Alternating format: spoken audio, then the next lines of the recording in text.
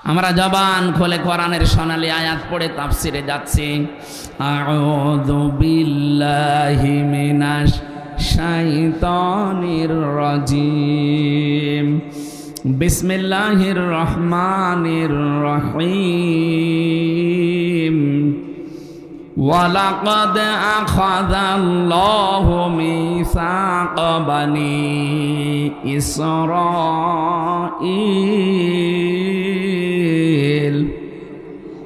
সূরা মায়েদা কোন সূরা? 120টা আয়াত আছে, মাত্র এক আয়াতের 4 ভাগের 1 ভাগ আমরা পড়েছি, 12 নম্বর আয়াত। আজকের আলোচনার বিষয় আল্লাহ সাজিয়ে দিয়েছেন। তাফসিরে ইবনে কাসিরের ভেতরে দেখবেন এই আয়াতের সাবজেক্ট হচ্ছে আল্লাহ কাদের সাথে আছেন। এই দুনিয়ায় আমরা দেখি যত মানুষ আছে 4,500 ধর্ম পালন করে চলছে মানুষ। কত? 4,500 ধর্মের মানুষ আছে তামাম দুনিয়ায়। তার ভেতরে একটা মাত্র ধর্ম ইসলাম। এই ধর্মে আছে 210 কোটি মানুষ। খ্রিস্টান ধর্মে আছে 250 কোটির উপরে, বাকি অন্যান্য ধর্মে অল্প অল্প করে আছে। যে সেই ধর্মে আছে প্রত্যেকটি ধর্মের মানুষ চায় তার দেবতাকে, তার মালিককে খুশি করতে। কথা বলেন না কেন? আমরা মুসলিম যারা আমরা খুশি করতে চাই কাকে বলেন তো? আপনি হিন্দুদের জিজ্ঞাসা করেন, তারাও খুশি করতে চায় দেবতাকে। এই জন্য তারা 12 মাসে 13 পূজা করে। ওদের দেবতার সংখ্যা 33 কোটি। আমার মনে হয় কিয়ামত পর্যন্ত গণনা করলেও শেষ হবে না। ইহুদি আছে, খ্রিস্টান আছে, বৌদ্ধ আছে, মুশরিক আছে, যত জাতির লোক আছে দুনিয়াতে, প্রতিটি জাতির লোক চায়, ধর্মের লোক চায় তাদের দেবতাকে, তাদের মালিককে খুশি করতে। আমরাও চাই আমাদের আল্লাহকে রাজি করতে। সূরা মায়েদার এই আয়াতে হযরত মুসা আলাইহিস সালামের কথা আল্লাহ স্মরণ করাচ্ছেন। ওয়ালাকাদ আখাযাল্লাহু মিসাকা বানি ইসরাঈল। অবশ্যই আমি আল্লাহ নিজে অঙ্গীকার নিয়েছিলাম, আমি আল্লাহ নিজে তাদের কাছে এই কথাগুলোর অঙ্গীকার নিয়েছি বানি ইসরাঈল থেকে। মুসা নবী আলাইহিস সালাম যখন আল্লাহর সাথে কথা বলতে যেতেন তুর পাহাড়ে, তার এলাকার নকিব যারা, দায়িত্বশীল যারা, গোত্রপতি যারা, এদের 12টা গোত্র ছিল। 12টা গোত্রের 12 জনকে নিয়ে গেলেন। লিডার বলা হয় তাদের, নাকিব মনে করেন এখন মন্ত্রী। 12 জন মন্ত্রীকে নিয়ে তিনি গেলেন, ডাক দিয়ে বললেন, মাবুদ এরা এসেছে তোমার সাথে দেখা করার জন্যে। রাব্বুল আলামিন বলেন, না, আমার সাথে দেখা করা সম্ভব না, কারণ দুনিয়াতে যে চোখ বানিয়ে আমি পাঠিয়েছি এই চোখ দিয়ে আমি আল্লাহর দর্শন হবে না।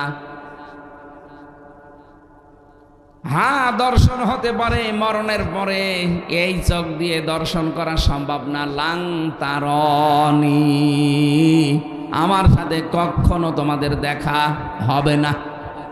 হযরতে মুসা নাছড় বান্দা, যাদের নিয়ে গেছে তারাও তো নাছড়, বলে না আমরা দেখবই, আমরা না দেখে ফেরত যাব না। আল্লাহ তাআলা বলেন, না, তোমাদের সাথে আমি থাকবো। অকালাল্লাহু ইন্নী মাআকুম, অবশ্যই আমি আল্লাহ তোমাদের সাথে আছি। এই এদিকে তাকান, আমি আল্লাহ তোমাদের সাথে আছি। নিজ নিজ এলাকায় ফিরে যাও। নিজ নিজ গোত্রের কাছে যাবার পরে 12টা নকিবকে আল্লাহ বললেন, 5টা কাজ যদি এলাকায় করতে পারো, আমি আল্লাহ তোমাদেরকে ঘোষণা দিলাম যে আমি তোমাদের সাথে আছি। এলাকায় গিয়ে বলবা যে আল্লাহকে দেখতে পারি নাই, কিন্তু তিনি আমাদের সঙ্গে আছেন, তার রহমত আমাদের সাথে থাকবে যদি আমরা 5টা কাজ করতে পারেন। ও বাংলার মানুষেরা, এখন যদি আমরা এই দেশের 350 জন এমপি আছে, এর ভেতরে 51-52 জন মন্ত্রী ছিলেন, এই 52 জন মন্ত্রী নিয়ে যদি দেশের যিনি দায়িত্বে ছিলেন উনি যদি সে বলতেন আল্লাহ আমরা দেখতে চাই আপনাকে, রব্বুল আলামিন যদি বলে না দেখা হবে না, তবে একটা কাজ এলাকায় গিয়ে যদি এই 5টি কাজের আঞ্জাম দিতে পারো, তাদেরকে শোনাতে পারো যে আমি আল্লাহর রহমত তাদের সাথে আছে,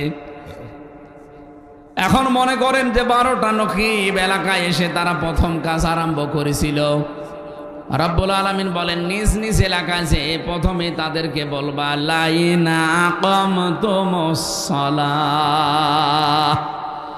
1 নম্বরে আমি আল্লাহ তাদের সাথে আছি যারা নামাজ কায়েম করবে। পটুয়াখালীবাসী ভালো করে বুঝে বলবেন আল্লাহ কি বলেছিলেন যারা নামাজ পড়বে। বলেন বলুন, লাইন আকামতুমুস সালাহ, যারা নামাজকে দাঁড় করাবে। এই দায়িত্ব কোনো ব্যক্তি, কোনো পরিবার, কোনো সমাজের না। নামাজ কায়েম করতে হলে রাষ্ট্রীয় শক্তি লাগে। সূরা হজের ভেতরে আল্লাহ 41 নম্বর আয়াতি নাজিল করেছেন এই কারণে, আল্লাযীনা ইম্মাক্কান্নাহুম ফিল আরদি আকামুস সালাহ। আমি যদি জমিনে মুমিন বান্দাদেরকে ক্ষমতা দান করি, তারা প্রথম কাজই করবে নামাজের বিল আনবে। তাহলে নামাজের বিল আনার দায়িত্ব রাষ্ট্রের। কার? আরো জোরে বলেন।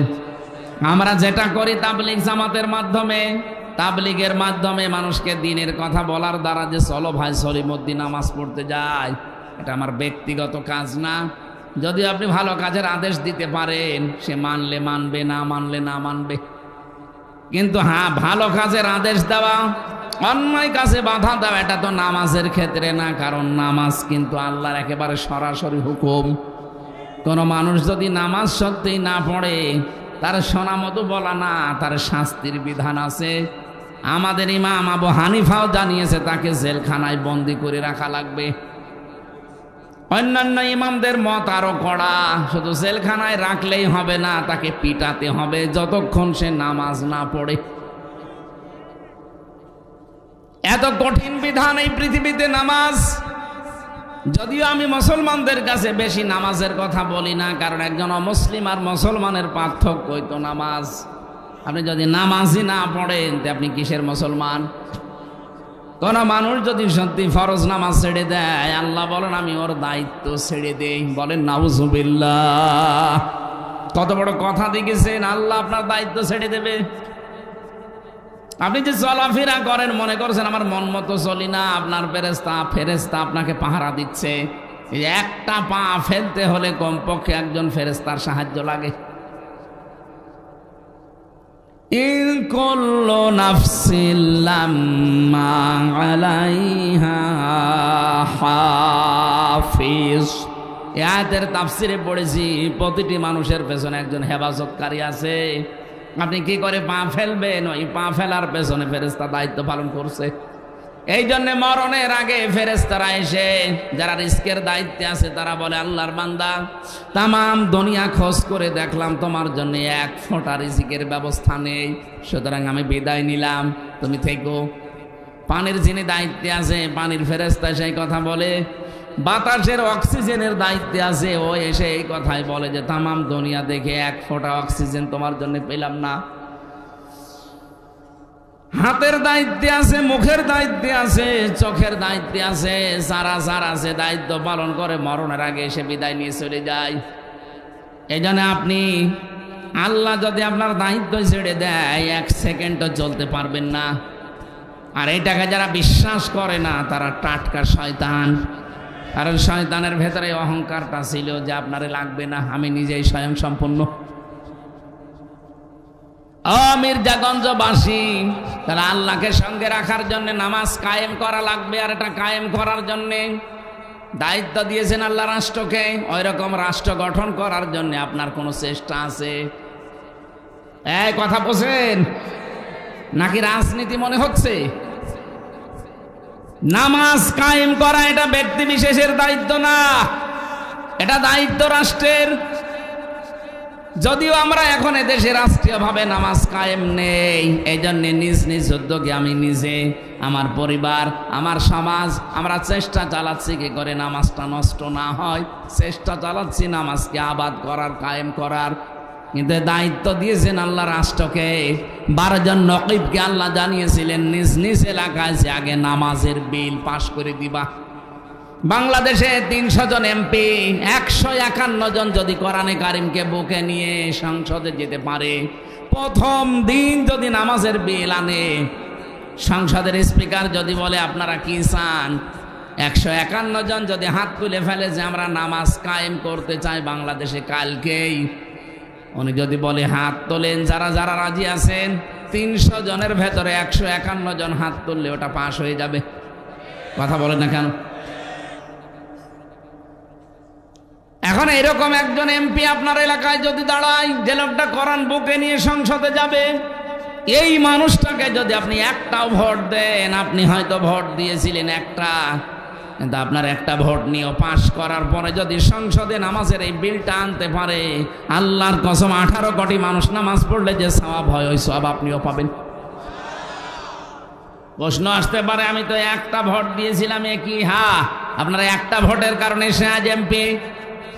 কত মানুষ কিয়ামতে ওঠার পরে দেখবে তার আমল নামায় জেনার গোনা লিখা, আশ্চর্য হয়ে বলবে রব্বুল আলামিন ফেরেশতারা মনে হয় এটা বানিয়ে লিখেছে, আমি কোনোদিন তো জেনা করিনি। আল্লাহ বলেন আমিও জানি জেনা করনি, এমন মানুষকে তুমি রায় দিয়েছিলে, ভোট দিয়েছিলে, পেছনে ছিলে, সমর্থন জানিয়েছিলে, যেই লোকটা এই দুনিয়াতে ক্ষমতা পাওয়ার পরে জেনার কাজ সহজ করে দিয়েছিল। মাঝে মাঝে মেলা বসাতো, শিশু মেলার নামে শিশু নেই, শুধু শিশুর খালারা আর মামারা। কথা বলে না কেন? এই সমস্ত জায়গায় অ্যাক্সিডেন্ট হইতো, অ্যাক্সিডেন্ট হয় না? এই অ্যাক্সিডেন্ট গুলোই তো জেনা, কেউ হাতে কেউ মুখে, আর বাকিটা বললাম না। এই জেনাগুলো যারা করেছে, ওই জেনার গোনা তোমার ওই একটা ভোটের কারণে, রায় দেওয়ার কারণে, সমর্থন দেওয়ার কারণে তোমার আমল নামায় গেছে। আমার তো এই হাদিস পড়ার পরে মনে হয় বাংলাদেশে বহু মানুষের আমল নামায় জেনার গোনা দেখা যাবে। এই জন্য আমরা সাবধান, একজন হোক, আমি একাই ভালো থাকবো। যদি এটা বিশ্বাস না করেন, সূরা নিসার 85 নম্বর আয়াতটা বাড়ি যে তাফসীর সহ মিলিয়ে দেখবেন, মাইয়াশফা শাফাআতান হাসানাতান ইয়াকুল্লাহু নাসীবুম মিনহা ওয়া মাইয়াশফা শাফাআতান সাজ্জিয়াতান ইয়াকুল্লাহু কিফলুম মিনহা ওয়া কানা আল্লাহু আলা কুল্লি শাইইন মুকিতা। বলেন আল্লাহু আকবার।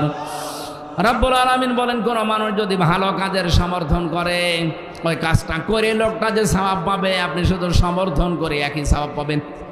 কোন মানুষ যদি অন্যায় কাজে সাপোর্ট করে, ওই লোকটা অন্যায় করে যা পাবে, আপনি সাপোর্ট করে তাই পাবেন। এই জন্য আমাদের এক্ষুনি সচেতন হওয়া দরকার, এক্ষুনি আমাদের সচেতন হওয়া দরকার। আমাদের জীবন কিন্তু দেখতে দেখতে শেষ হয়ে যাচ্ছে। জীবনে আর এই সময়টা কোনোদিন ফিরে পাবেন না, এখনই কাজে লাগাতে হবে। কথা বলেন না কেন? আর সময় নেই সামনে, এখনই সময়। আমাদের মালিককে আমাদের সঙ্গে রাখা লাগবে, কারণ এই ছোট্ট জীবন শেষ হয়ে গেলে যা শুরু হবে ওখানে মালিক ছাড়া আর কেউ নেই। এই যে চোখ বন্ধ করার পরে যে শুরু হয়ে যাচ্ছে, এক একটা দিন যাবে 50 আলফা সানা মিম্মা তাউদ্দুন, 1-2 করে যেভাবে গণনা করেন, মরণের পরে এক একটা দিন হবে এরকম 50,000 বছরের মতো লম্বা। এ বিশাল জীবনে আমাদের মালিক আমাদের সঙ্গে আছে কিনা, আমি নামাজ কায়েমের আন্দোলন করি কিনা, নামাজ আমার ব্যক্তি পরিবার সমাজে আছে কিনা, রাষ্ট্রে আছে কিনা, যদি না থাকে আল্লাহর কসম আল্লাহ আপনার সঙ্গে থাকবেন না। 2 নম্বরে আতাইতুমুজ যাকাত, আপনি বলবেন যে এলাকায় যে যাকাত ভিত্তিক অর্থনীতি কায়েম করা লাগবে, অথচ এইটা শুনলেই অনেক মানুষ মনে করে যে এটা দুনিয়ার কাজ, আমাদের কাজ না। কে বলেছে আপনাকে? অর্থনীতি একটা ইবাদত। এই দেশে যারা ব্যাংকিং ব্যবস্থায় কারবার করেন, অর্থনীতি কি আমি জানি, অনেক আলেম পর্যন্ত এগুলো জানে না। মোশারাকা আছে, মোদারাবা আছে, মোরাবাহা আছে, বায়ে সালাম আছে, বায়ে ইস্তিসনাস, বায়ে মুআজ্জালাস, 28টা নিয়ম আছে। আমরা অধিকাংশ মানুষ কিছুই জানি না ইসলামী অর্থনীতির। ইসলামী ব্যাংকে যে কারবারগুলো আছে, অন্যান্য ব্যাংকে একেবারে সরাসরি আছে সুদ, এটা সরাসরি না। 100% এই দেশে যাকাত কায়েম হওয়ার আগে কেউ পারবে না, কি কেউ পারবে না, কিন্তু চেষ্টা তারা চালাচ্ছে। কিন্তু চেষ্টা চালালেও তো হবে না। নবীজি নিজে এই যে মোশারাকা বললাম, মোদারাবা বললাম, নিজে নবীজি এটা করেছিলেন। মোদারাবার কনসেপ্ট হচ্ছে আপনি শ্রম দেবেন আর আমি টাকা দেব। নবীজি নিজে শ্রম দিয়েছিলেন, খাদিজাতুল কুবরা অর্থ দিয়েছিল। এটা যদি কোনো ব্যাংক করে আপনি করবেন তার সাথে। মোশারাকা একটা পার্টনারশিপে, আমি 10,000 টাকা দিলাম, ইনি 10,000 দিয়েছে, 10,000 উনি দিয়েছে 20,000, দুইজনের টাকা এক জায়গায় করে ব্যবসা চলছে। লাভ যা হবে আমার 10%, ওনার 20%। যদি লস হয় আমার 10, ওনার 20। এভাবে যেন কোনো ব্যাংক ব্যবসা করে যায় যাচ্ছে। আর আমি যত অর্থনীতি নিয়ে পড়াশোনা করেছি, এই দেশে ইসলামী ব্যাংক এই কাজটা করে যাচ্ছে। বাকি অন্য কোনো ব্যাংকে এইটা নেই, সেখানে আছে শুধু লাভের লাভ। আর ওই লাভ খায় মানুষ না, এলাকায় এসব নেই। অনেকে যে টাকা ছেড়ে রাখেন আর টাকা আসে, 1,000 টাকা দিলে মাসে মাসে 200 টাকা বেশি দেয়। এটাকে কি বলে? এটা মায়ের সাথে জেনা করার গুনাহ হচ্ছে। আমার মনে হয় এই এলাকায় এখনো এগুলো আরম্ভ হয়নি। কারা কারা এটা ছেড়ে রেখেছেন টাকা, হাত তোলেন তো। আপনি দাঁড়িয়ালা মানুষ, নাউজুবিল্লাহ। বোঝে না, না না বুঝে আপনি 2 হাত তুললেন কেন? 1 হাত তুলতে পারবেন।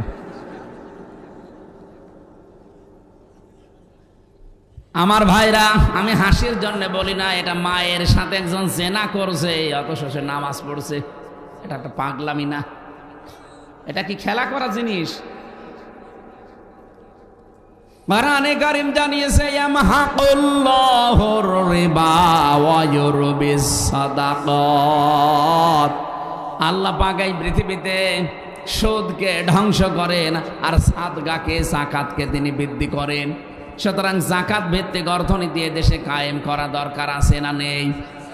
যতদিন যাকাত কায়েম না হবে, আল্লাহর কসম করে বলছি, এই দেশে ফেরেশতা বাস করলেও সে সুদ খাওয়া লাগবে। এই যে টুপিটা দেখতে সুন্দর মনে হচ্ছে না, এই টুপির ভেতরে সুদ আছে।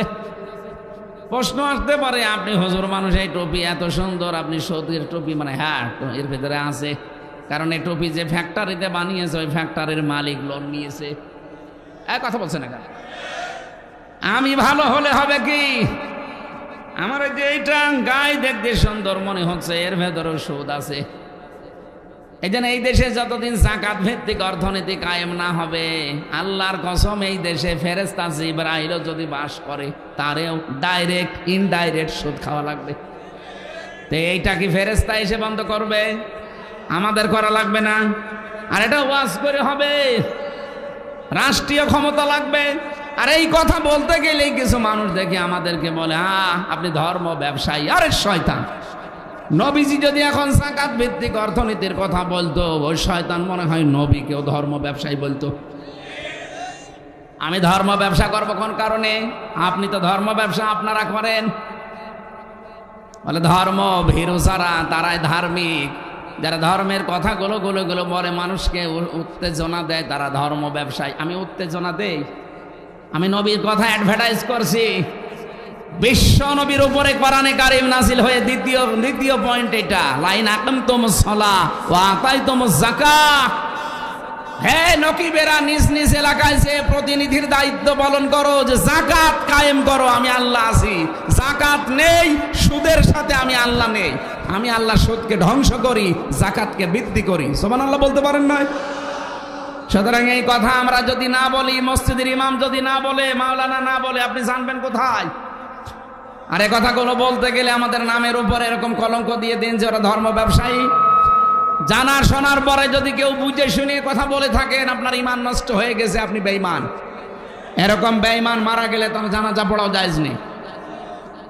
মাওলানা মামুনুল হক জেলখানায় 3টা বছর বারবার, আমি যেহেতু পাশাপাশি ছিলাম, সকালে আর দুপুরের খাবার আমরা এক জায়গায় খেতাম।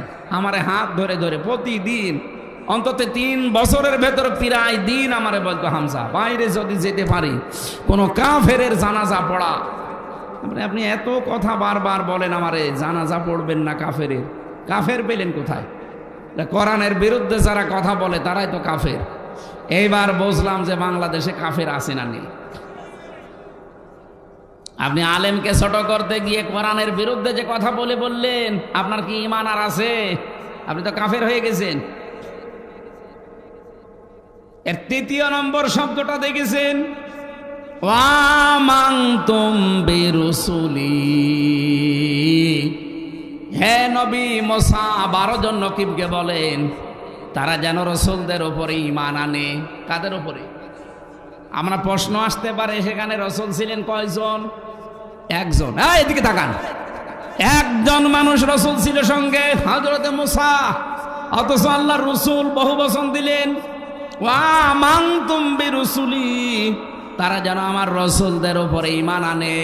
তার মানে আল্লাহর উদ্দেশ্য এখানে শুধু মুসা নবী না, কিয়ামত পর্যন্ত আল্লাহ পাক এই পৃথিবীতে যত নবী আর রসুল মুসা নবীর পরেও পাঠিয়েছিলেন, এর আগেও যাদেরকে পাঠিয়েছিলেন সবার উপরে ঈমান আনা লাগবে। এখন প্রশ্ন আসতে পারে, এখন তো আর রসুল নেই, না আছে? এখন নাইবে রসুল আছে। এদিকে তাকান, এখন রসুল নেই, নাইবে রসুল আছে। এই পৃথিবীতে যারা এখন আলেম, সত্যিকারের আলেম যারা, তারা কিন্তু নাইবে রাসূল। বাইতুল মুকাররমের সাবেক খতিব যেটা, ওটা নাইবে রাসূল না। কথা বলছেন না কেন? ওটা বাতিলের 5 গোলাম ছিল, এই কারণে নৌকা মার্কা নিয়ে দাঁড়িয়েছিল। যে লোকটা নৌকা মার্কা নিয়ে দাঁড়াতে পারে তার ঈমান আছে আপনার মনে হয়? কারণ ঈমান আনার প্রথম কাজ কি? এদিকে তাকান ভালো করে, আমি সচরাচর কথা বলি না, এদিকে তাকান। ঈমান আনতে হলে প্রথম কাজ করা লাগবে, তাগুত ছেড়ে দিতে হবে।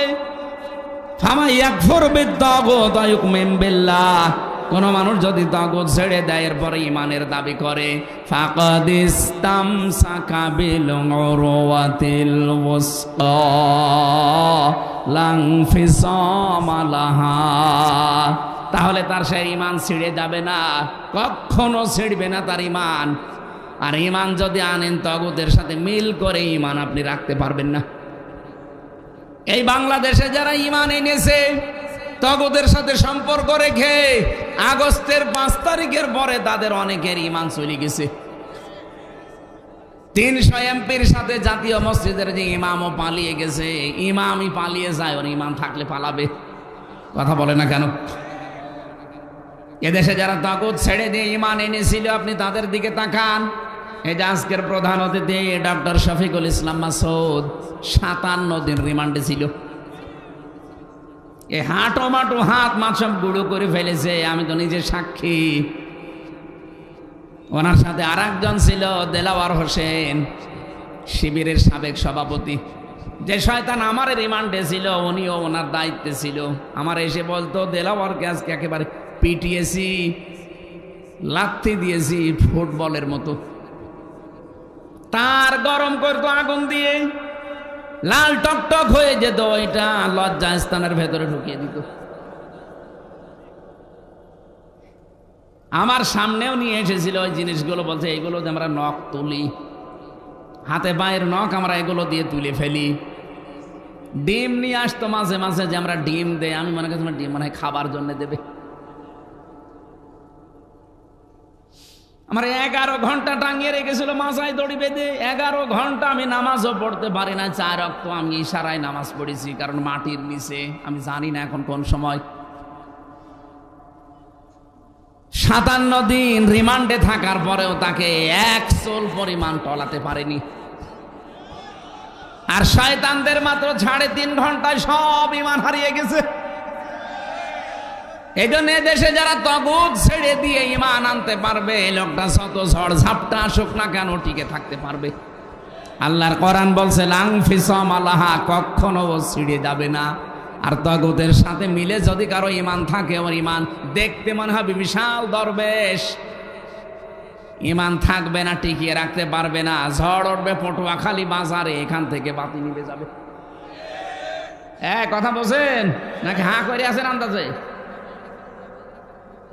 ঈমান আনা লাগবে এখন থেকে আমাদের, তাগুত ছেড়ে দিয়ে না, তাগুত সহকারে। বলেন বলুন, আপনি ঈমান আনবেন রাসূলের উপরে, রাসূল নেই, রাসূলের নায়েব আছে। এই যে যারা আলেম বসে আছে প্রত্যেকটা নায়েবে রসুল, রসুলের উত্তরাধিকারী এরা। এদের উপরে ঈমান আনবেন, বিশ্বাস করবেন। কি বিশ্বাস? ওয়া আযযারতুমুহুম, তাদেরকে সাহায্য করা লাগবে। যেহেতু নবী এখন রসুল নেই, নবী নেই, তাহলে নায়েব আছে যারা, এদেরকে সাহায্য করা লাগবে না। আর আপনি কি আরম্ভ করেছেন? আমি নাম ধরেই বলছি, আপনি কি আরম্ভ করেছেন? আপনি যে আল্লাহকে সঙ্গে রাখতে চান, তার রহমত কিভাবে পাবেন? নায়েবে রসুলকে আপনি গালি দেন, আজহার না মাঝহার, জোতা দিয়ে পিটিয়েছে জানো। একটা মাসলুম দল বিএনপি, এদের ভেতরে কিছু কুলাঙ্গারের কারণে তাদেরও বদনাম হয়ে যাচ্ছে। আগস্টের 5 তারিখের পর থেকে মনে হচ্ছে বাবা শাহজালাল সব হালাল। গাইবান্ধার জজের কাছে 50 লাখ টাকা ঘুষ চেয়েছে, সাদা দাবি করেছে 50 লাখ একটা জজের কাছে। মনে করছে যে কেউ জানলো না, কেউ বুঝলো না, আমি তো রাতে চাঁদা চেয়েছি। আরে শয়তান, রাতে নারায়ণগঞ্জের বন্দরে রাত 12:30টার সময় চাঁদা চাইতে গেছে। বলছে আমি রাতের বেলা চাঁদা চাইলাম, মানুষ জানলো কি করি? বাস্তবতা বোঝেন? আমি রিমান্ডে দেখতে পেয়েছি ওদের যন্ত্রগুলো, যে মেশিন ওরা নিয়ে এসেছে ইসরায়েল থেকে, এখন তো ওইটা চালাচ্ছে এখন যারা গোয়েন্দা বিভাগে আছে তারা। আপনি তো রাতের বেলা চাঁদা চান আর মনে করেন কেউ টের পায় না। পায়খানার ভেতরে বসে বসে কি করেন, কোন দিকে তাকান, ওইটাও ওরা দেখতে পায়। সারা দেশ ওদের হাতের মুঠার ভেতরে নখদর্পণে রেখেছে কে কোথায় কি করে। আমি গোয়েন্দা বিভাগের সর্বোচ্চ পর্যায়ে যিনি আছেন, কথা বলি মাঝে মাঝে, হুজুর আমরা দেখতেছি, আসলে শুধু দেখছি কে কি করে, কার কি কাজ। আপনি মনে করছেন আমি ডুবে ডুবে জল খাই, কেউ টের পায় না। কে বলেছে? এই দেশে কোন জায়গায় কোন সুই পড়ে আছে তা ওরা দেখতে পাচ্ছে। আমি ধরা পড়ার 2 দিন পরে আমার ম্যাডাম, সে সাতক্ষীরার মাওলানা আমিরুল ইসলাম বেলালি ভাইয়ের সাথে কি একটা কথা বলেছিল যে এই করলে হুজুরকে, ওইটা দেখি সকালবেলা আমার রিমান্ডে দেখাচ্ছে ভিডিও একেবারে। কি আশ্চর্য, এই নাম্বার তো কেউ জানে না। আর আপনি আছেন রাত 12:30টায় চাঁদা চাই, কেউ জানে না। ওরা সব পর্যবেক্ষণ করছে কে কোন মহারথী কি করে। অনেকের রিপোর্ট কিন্তু খারাপ, সামনে অবস্থা ভালো নয়, কিন্তু আপনার পিটাবে এমন ভাবে যে গোপালগঞ্জের কিছু মানুষ দেখিলেন না, উস্কানিতে পা দিয়েছিল, আপার পেছনে লাল হয়ে গেছে, এমন লাল হয়েছিল যে ওই সময় গোপালগঞ্জ থেকে ঢাকা যদি কেউ যায়, বসে গেলে 300 টাকা, দাঁড়িয়ে গেলে 1000 টাকা। এই পিটানো পিটিয়েছে। আজকে আমরা সাথে দেখলাম আর্মি, এরপরে যারা প্রশাসনের আছে ওরা আসছিল। ওই মানুষগুলো যে চেহারা আর যে শক্তি ওদের গায়ে, আপনি মনে করছেন আমি চাঁদা চাই, কেউ জানে না, কেউ টের পায় না। কেউ টের পায় না মানে সব ওরা জানে। সময় হলে যদি ধরে, বাপ বলারও সময় পাবেন না তখন। এই জন্য এই অপকর্মগুলো বন্ধ করেন। আপনার কারণে এই মাজলুম মানুষদের উপরে একটা বদনাম হয়ে যাচ্ছে। শহীদ রাষ্ট্রপতি জিয়াউর রহমান, এই লোকটার নামের আগেই শহীদ লেখা হয় কেন? বঙ্গবন্ধুকেও তো মানুষ মেরে ফেলেছে, তাকেও মেরে ফেলেছে, কিন্তু বঙ্গবন্ধুর নাম আজ পর্যন্ত কেউ বঙ্গবন্ধু শহীদ এ কথা বলে না, আমি পাইনি। তো শহীদ জিয়ার নাম শুনলে মানুষ বলে শহীদ জিয়া। আমি নিজে দেখেছি তার নামে মক্কায়, মদিনায়, মসজিদে নামিরা এখানে খুতবা দিচ্ছে তার নামে। ওই যে ওখানে নিম গাছ লাগিয়ে দিয়েছিল, সাজারাত জিয়া বলা হয়, জিয়া ট্রি, জিয়া গাছ বলে, নিম গাছ না। ওখানে আমরাও তো ছিলাম, লক্ষ লক্ষ মানুষেরা ওখানে ওই ছায়ায় আশ্রয় পায়। এত গরম দেশ, সেখানে একটু আশ্রয় পেলে এমনি দোয়া মুখ দিয়ে বের হয়ে যায়। আমি খুতবা শুনছিলাম, হঠাৎ দেখি এই নামটা খুতবার ভেতরে ভেসে আসছে। 16 সালে শহীদ জিয়াউর রহমানের নাম নিয়ে খুতবা দেওয়া হচ্ছে, লক্ষ লক্ষ হাজিরা বলছে আমিন। এমনি আরাফাতের ময়দানের দোয়া আল্লাহ ফেরত দেয় না, কথা বুঝতেছেন? সেই দলের বদনাম করবেন আপনি, একটা মুসলিম দলের। তারা আমার সাথে জেলে ছিল, আমি দেখেছি বহু মানুষ, 313টা মামলা মাথার উপরে, 556টা মামলা। আর আপনি এখন নিজের স্বার্থ ব্যবহার করে এই দলের বদনাম করবেন, মানে কখনো এটা হতে দেওয়া হবে না। 14 দল বাদ দিয়ে যা আছি আমরা সবাই মাজলুম, এক কথা বলে না কেন? সবাই মাজলুম না? এই দেশটা এখন গড়ার সময়। আমরা সাদাবাজি না করে যদি এই দেশে টিকে থাকতে পারি, বেঁচে থাকতে পারি, আপনি পারবেন না কেন? আপনি করতে চাইলে এই কাজ আমরা সামনে করতে দেব না। আমিরে জামাত ডাক্তার শফিকুর রহমান হাফিজাহুল্লাহ ডাইরেক্ট ঘোষণা দিয়ে দিয়েছে, এই দেশে সাদাবাজি আমরা করি না, কাউকে করতে দেব না। এটা যদি আবার জীবন দেওয়া লাগে, দরকার হয় জীবন দেব, সাদাবাজি এ দেশে আর হতে দেওয়া হবে না।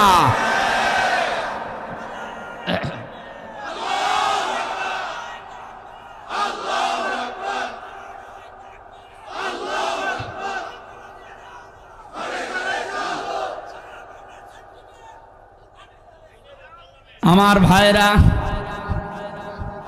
আমরা আল্লাহকে সঙ্গে রাখতে চাই। আল্লাহর নবীর ওয়ারিস এখন যারা আছে, আপনি দল মত দেখবেন না, দেখবেন এটা নবীর ওয়ারিস। সারা পৃথিবীতে যে 10 জন মানুষ ইসলাম প্রচারের নাম পাওয়া যাবে, তার ভেতরে ডক্টর মিজানুর রহমান আজহারির নাম আমি দেখেছি। বিশ্বের কতগুলো দেশ তো আমিও ঘুরে আসলাম, সিঙ্গাপুর, মালয়েশিয়া, থাইল্যান্ড, আমেরিকা, এরপরে সৌদি আরব, মালদ্বীপ, বাহরাইন, বহু দেশে আমিও গেছি। যেখানেই যাই ধর্ম প্রসারে দায়ী আল্লাহর 10 জনের নামের ভেতরে একজনের নাম আমি পেয়েছি, এই বাংলার সন্তান মিজানুর রহমান আজহারি।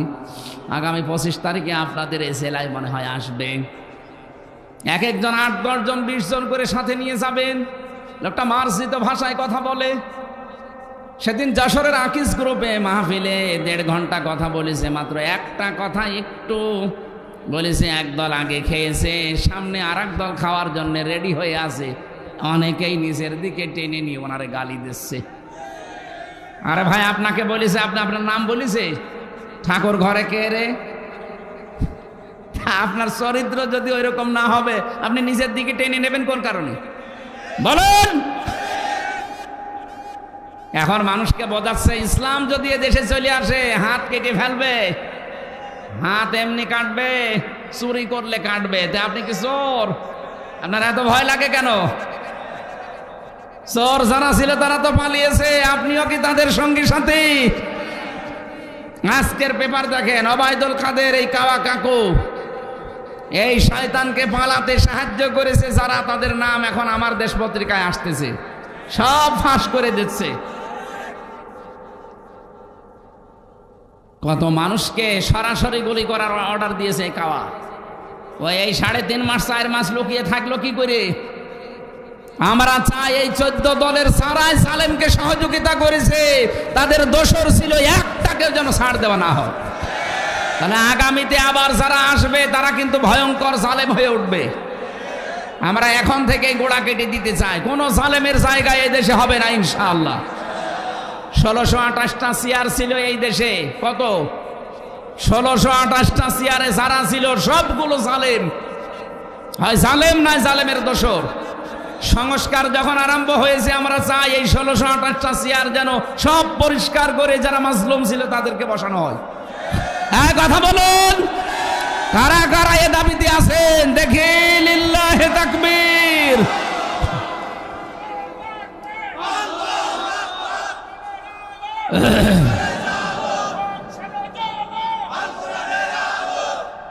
আলহামদুলিল্লাহ ভাই, এই আওয়াজ হয়তো যারা দায়িত্বে আছে তাদের কান পর্যন্ত পৌঁছাবে না, আরশ পর্যন্ত চলে গেছে। ইব্রাহিম আলাইহিস সালামের পক্ষে একটা ব্যাঙ প্রসাব করার কারণে তার প্রসাব আল্লাহ পাক বানিয়ে দিয়েছে। আর কাংলা শুধু ফু দিয়েছিল, ওরে মেরে ফেললে 10টা নেকির ঘোষণা আছে। সুতরাং আমরা হয়তো যে আদেশ দিলাম, সংস্কার চাই, জালেমকে আমরা দেখতে চাই না। জালেমদের প্রতি আল্লাহ নিজে নারাজ। আল্লাহ বলেন, আমি নিজে জালেমদের বিরুদ্ধে মামলা দেব। কথা টের পাচ্ছেন? জালেমদের বিরুদ্ধে মামলা দেবে কে? আল্লাহ নিজে। সূরা শুরা 42 নম্বর আয়াত, ইন্নামা সাবিলু আলাল্লাযিনা ইয়াজলিমুনান নাস। সুতরাং এখন যারা আলেম আছে এরা নবীর ওয়ারিস, এদের প্রতি ঈমান আনা লাগবে, বিশ্বাস করা লাগবে, সাহায্য করা লাগবে। যারা এদেরকে সাহায্য করে না, পেছনে থাকে না, তাদের সাথে আল্লাহ নেই। ওয়াকরাতুমুল্লাহ কারদান হাসানা। 5 নম্বরে তারা যেন কর্জে হাসানা দেয়, উত্তম কর্জে হাসানা। এই যে ধার দেওয়া, এটা আমরা অনেকে দিতে চাই না। একটা মানুষকে দান করলে আপনি যদি একটা সওয়াব পান, যদি কর্জে হাসানা দেন, ঋণ দেন, তাহলে আপনি ডবল সওয়াব পাবেন। একদিকে তাকে ধার দেওয়ার সওয়াব, 2 নম্বরে তার উপকার করার সওয়াব। সুবহানাল্লাহ বলতে পারেন না? না, অনেকের স্বভাব আবার খারাপ আছে, ধার নিলে ওই রাস্তা দিয়ে আর আসে না। ঋণের টাকা পরিশোধ না করে যদি আপনি মারা যান ভাই, আপনি শহীদ হলেও আপনার কোনো মাফ হবে না। এজন্য যাদের বাকি আছে, ঋণ আছে, এটা পরিশোধ করে নেবেন। অনেকে মনে করে আমার ছেলে শোধ দিয়ে দেবে। কিসের ছেলে? আপনি কি ছেলে রেখে গেছেন? ও তো জানোয়ার, ও মরে গেলে সব ওর নিজের কাছে লাগাবে, আপনার জন্য দোয়া করতেও ভুলে যাবে। এই জন্য এমন সন্তানকে রেখে যাবেন যে সন্তান অন্তত আপনার জন্য প্রতিদিন একবার করে কথা বলতে পারে আল্লাহকে, রব্বির হামহুমা কামা রব্বায়ানি সাগীরা। এই 5টা কাজ যদি কেউ করতে পারে, নামাজ কায়েম, যাকাত দেওয়া, রাসূলদের উপরে ঈমান আনা, আর নায়েবে রাসূলদেরকে সাহায্য করা, কর্জে হাসানা দেওয়া, লাউ কাফিরান্না আনকুম সাইয়্যাতিকুম ওয়া লাউ উদখিলান্নাকুম জান্নাতিন তাজরি মিন তাহতিহাল আনহার। আল্লাহ বলেন, তোদের পেছনের সব অপরাধ আমি আল্লাহ মুছে দেব। মুছে ফেললে ওই জায়গাটা ফাঁকা হয়ে যাবে, ওই জায়গাটাতে আমি আল্লাহ নেকি দিয়ে পাল্টিয়ে দেব। এমন একটা জান্নাতে প্রবেশ করাবো যার তলদেশ দিয়ে নদী আর নহর প্রবাহমান। আমাদের জীবনের টার্গেটই তো ওইটা, কথা বলেন ঠিক কিনা? যাই হয়ে যাক, আমরা যেতে চাই কোথায়? আরো জোরে বলেন কোথায়? এখন থেকে সিদ্ধান্ত নিয়ে লিখে পড়বেন, এই 5টা কাজ আমি দুনিয়ায় করবই আল্লাহকে যদি সঙ্গে রাখতে চাই।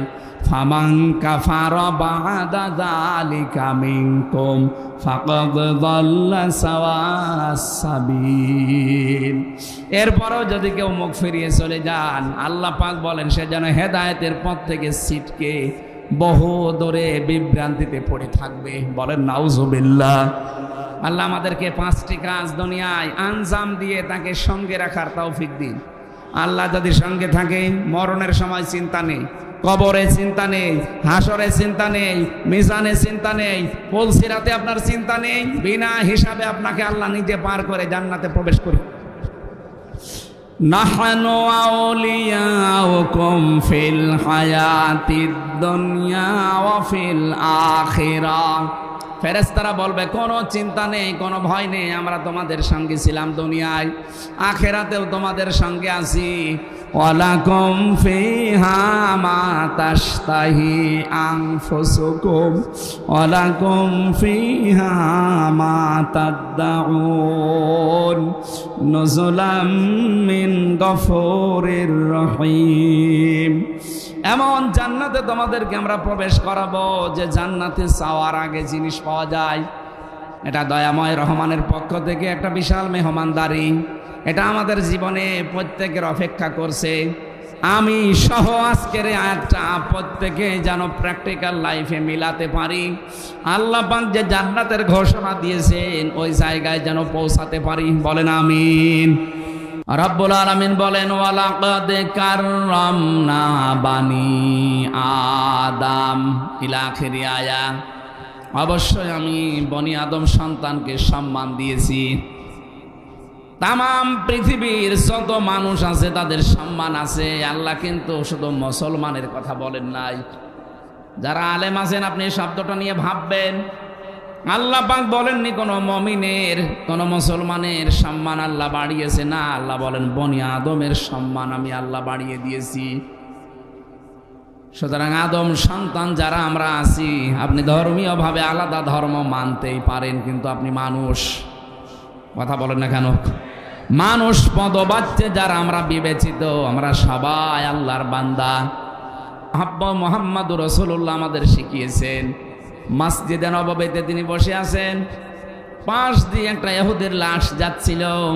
নবীজি দাঁড়িয়ে গেলেন। সাহাবীরা বলে, হুজুর আপনি দাঁড়িয়ে গেলেন, এটা ইহুদির লাশ।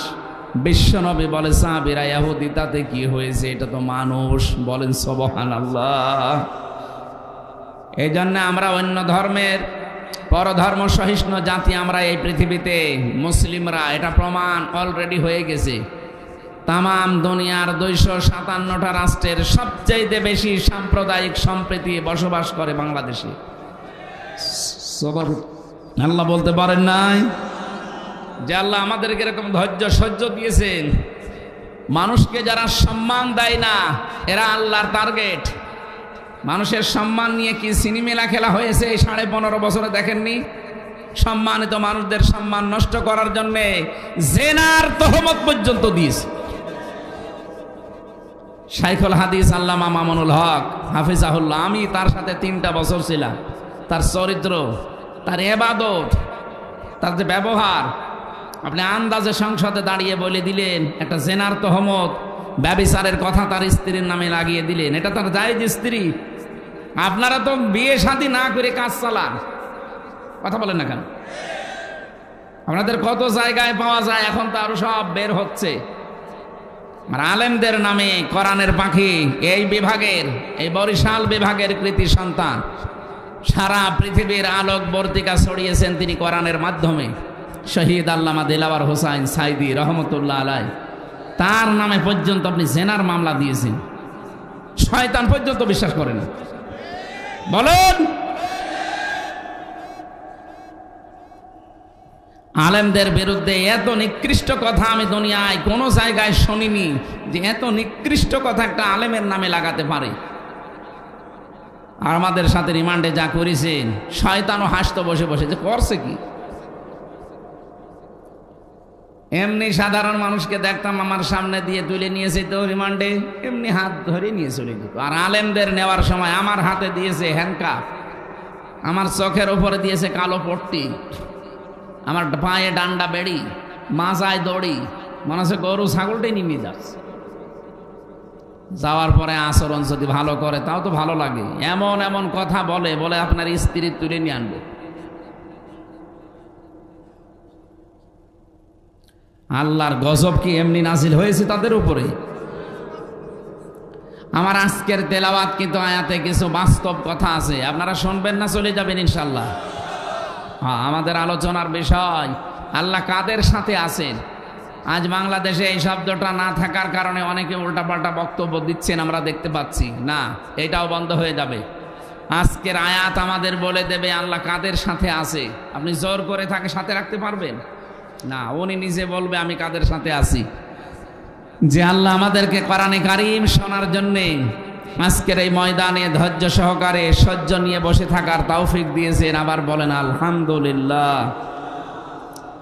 দরুদ আর সালাম পাঠ করছি আমাদের নবী, মানবতার মহান শিক্ষক মুহাম্মদুর রাসূলুল্লাহ সাল্লাল্লাহু আলাইহি ওয়াসাল্লামের প্রতি।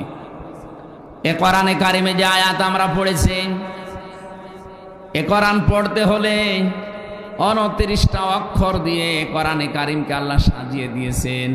কায়দায় আছে দেখবেন, আলিফ বা তা সা আছে না? প্রতিটি অক্ষর দিয়ে আমাদের মহান আল্লাহ আমাদের নবীর প্রশংসা করেছেন। আপনি আলিফ দিয়ে দেখবেন, আলিফে আমার আল্লাহ জানাতে চায় আমার নবী আহমদ প্রশংসিত। বা দিয়ে আল্লাহ জানিয়েছেন আমার নবী বাশীর সুসংবাদদাতা। তা দিয়ে আল্লাহ জানিয়েছেন আমার নবী মুত্তাকি, তিনি পরহেজগার। সা দিয়ে আল্লাহ জানিয়েছেন আমার নবী মুদ্দাসসির, তিনি কম্বলওয়ালা। জিম দিয়ে জানিয়েছেন আমার নবী জামিল, তিনি সুন্দর। হা দিয়ে জানিয়েছেন আমার নবী হামিম, তিনি অন্তরঙ্গ বন্ধু। খ দিয়ে জানিয়েছেন খাতামান নাবিয়্যিন, আমার নবী শেষ নবী, সর্বশেষ। পড়তে পড়তে যাবেন ইয়া, ইয়া দিয়ে আল্লাহ জানিয়েছেন ইয়াসিন, আমার নবী নেতা। আমার নবী কি? রব্বুল আলামিন বলেন ইয়া মানে হে, সিন মানে সাজ্জেদ। আল্লাহ নিজে ডাক দিয়েছেন হে নেতা। সুতরাং এটা দুনিয়ার বিষয় না। পটুয়াখালীবাসী এদিকে তাকান। আর ওঠাউঠি করেন কারা? 1-1.5 ঘন্টা বসে থাকতে পারেন না, আপনি ভেতরে বসেন কেন? কেউ উঠবেন না ঘন্টা খানেকের ভেতরে? খুব জরুরি যদি হয় তাহলে উঠবেন। পেশাব পায়খানা আর বিড়ি খাওয়া ছাড়া কেউ উঠতে পারবেন না। না, ও এটা তো বরিশাল বিভাগ, সমস্যা। এবার চট্টগ্রামে ঠিক আছে, ওই ইমাম সাহেবও বিড়ি খায়। আমি নিজে দেখেছি ইমাম সাহেব বিড়ি খেয়ে। আল্লাহ ভাবো কি গো, এটা বরিশাল আর খুলনা বিভাগ একটু সমস্যা।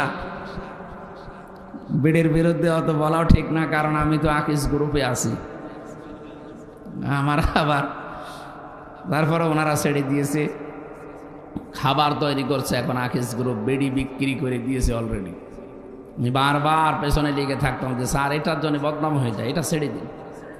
ওনারা এখন অন্তত অনেক দূর এগিয়ে গেছে, প্রায় 65টা প্রোডাক্ট তৈরি করছে তারা খাবার মাবার দিয়ে। অন্তত ওগুলো ছেড়ে মানুষের খাবার দাবার এগুলো তৈরি করলে বরকত আল্লাহ আরও বেশি দেবে।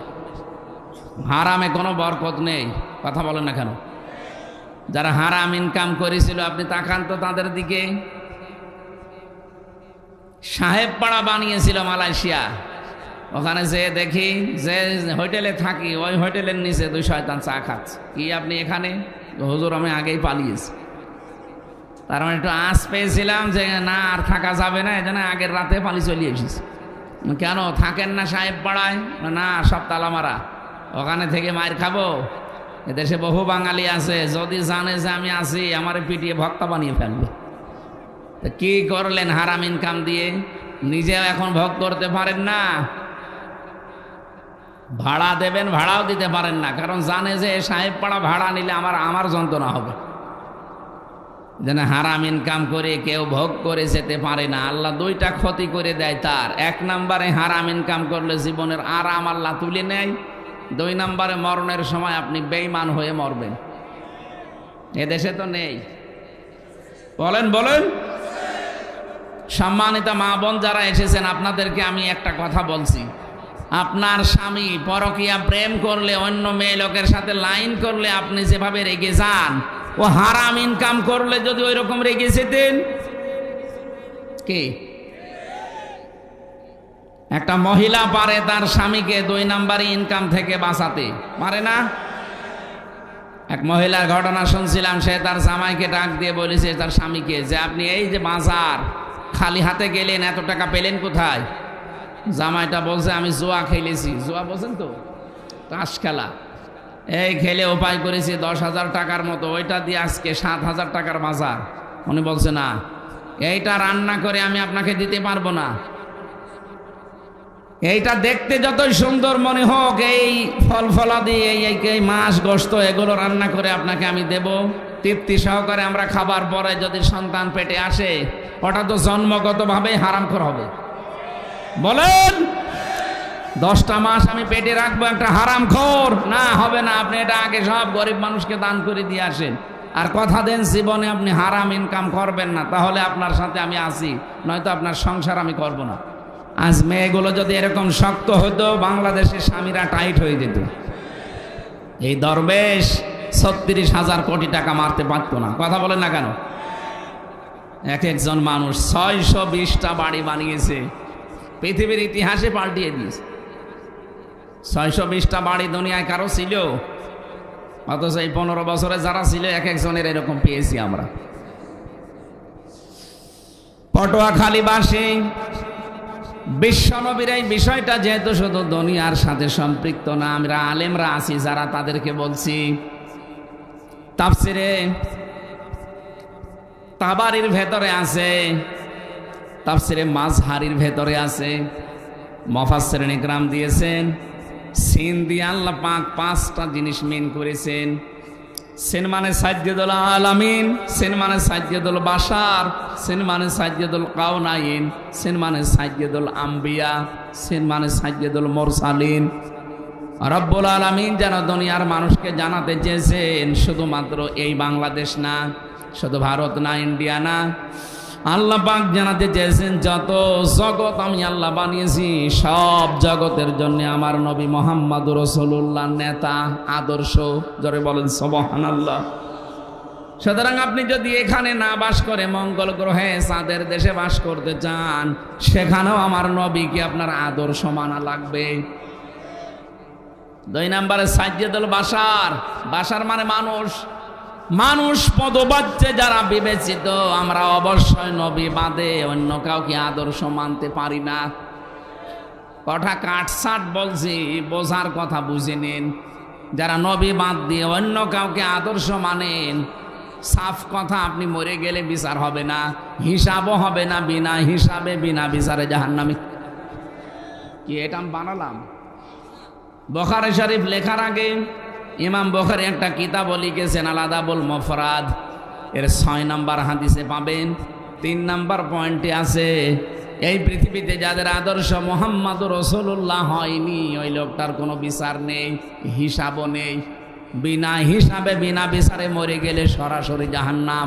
বলেন নাউজুবিল্লাহ। আর আমি বাংলাদেশে এটা দেখতে পাচ্ছি, অনেক মানুষের আদর্শ কিন্তু এখনো ঠিক হয়নি। কথা বলেন না কেন? এটা যদি কেউ মনে করে দুনিয়ার কাজ, আর কে বলেছে আপনাকে দুনিয়ার কাজ? কিয়ামতের কঠিন ময়দানে আপনাকে আল্লাহ যখন দ্বিতীয় স্টেপে ডাকবেন, প্রথমে তো একা একা ডাকবেন, দ্বিতীয় স্টেপে একা আর ডাকবেন না। ইয়াউমা নাদউ কুল্লা উনাসিম বিইমামিহিম। সূরা বানী ইসরাইলের ৭১ নম্বর আয়াতের প্রথম অংশে আছে, রাব্বুল আলামিন বলেন প্রতিটি মানুষকে আমি ডাক দেব বিচার করার জন্য, এবার তার নেতার সাথে। কার সাথে? মির্জাগঞ্জবাসী বিবেক দিয়ে বলেন, নেতা যার ঠিক নেই ওই লোকটাকে যদি আল্লাহ ডাকে কিয়ামতে, কি মনে হচ্ছে আপনার? তার চেহারা দেখলে যদি আল্লাহর রাগ হয়ে যায় তে আপনার পর্যন্ত আল্লাহ আসবে না। সূরা হুদ 12 নম্বর পারা 12 নম্বর পৃষ্ঠার প্রথম নম্বর লাইনের ৯৮ নম্বর আয়াতটা সবাই পড়বেন একবার করে। ইয়াকদুমু কওমাহু ইয়াউমাল কিয়ামাতি ফাওরাদাহুমুন নার ওয়া বিইসাল বিরদুল মাওরুদ। বলেন আল্লাহু আকবার। যতগুলো তাফসীর আমি আয়াতের সাথে মিলিয়েছি, এর সামারাইজ বাংলা অর্থ এইটাই, কিয়ামতের দিন যেই নেতা জাহান্নামে যাবে ওই নেতার যত কর্মী সব জাহান্নামে যাবে। যদিও এটা ফেরাউন সম্পর্কে নাযিল হয়েছে, কিন্তু বাস্তবতা এইটা, এই পৃথিবীর ময়দানে যেই নেতা জাহান্নামে যাবে কিয়ামতে, ওর যত অনুসারী ছিল সবাইকে আল্লাহ তার সাথে পাঠাবে জাহান্নামে। এটা দুনিয়ার কথা হয় কি করে বলেন? এটা আখিরাতের সাথে সম্পর্কিত। এই জন্য যাদের নেতা ঠিক নেই, আদর্শ ঠিক নেই, এই মুহূর্তে আপনি ঠিক করবেন নাকি দুনিয়ার কথা মনে করে চলে যাবেন? না, আপনার কপালে আগুন লাগবে। এখানে একজন বসে থাকেন, আমি একজনকেই বোঝাবো। সত্যি যদি আপনি কোরআনের কথা ভালো লাগছে না, এত কেমন কেমন লাগে এই মনে করে যদি চলে যান, বিশ্বাস করবেন আপনার ভেতরে মুনাফিকি আছে। وَإِذَا قِيلَ لَهُمْ تَعَالَوْا إِلَى مَا أَنزَلَ اللَّهُ وَإِلَى الرَّسُولِ رَأَيْتَ الْمُنَافِقِينَ يَصُدُّونَ عَنكَ صُدُودًا। রব্বুল আলামিন বলেন সূরা নিসার ৬১ নম্বর আয়াতে আছে, নবী আপনি যখন বলবেন যে আসো আল্লাহর বিধানের দিকে আসো, রাসূলের তরিকার দিকে আসো, আপনি দেখবেন ইয়াসুদ্দুনা আনকা সুদুদা, কিছু মানুষ আস্তে করে পেছন ফিরে আপনার কাছ থেকে কেটে পড়বে। আপনি বিশ্বাস করবেন এই মানুষগুলো নির্ভেজাল মুনাফিক। কি আপনি কি মুনাফিক নাকি? বলেন বলেন। মুনাফিক যদি না হয়ে থাকেন অন্তত আমার ১ ঘন্টা সময় দেবেন এই আয়াতটা বোঝানোর। দেবেন তো ইনশাল্লাহ? আমরা জবান খুলে কোরআনের সোনালী আয়াত পড়ে তাফসিরে যাচ্ছি। আউযু বিল্লাহি মিনাশ শাইতানির রাজিম। বিসমিল্লাহির রহমানির রহিম। وَلَقَدْ أَخَذَ اللَّهُ مِيثَاقَ بَنِي إِسْرَائِيلَ।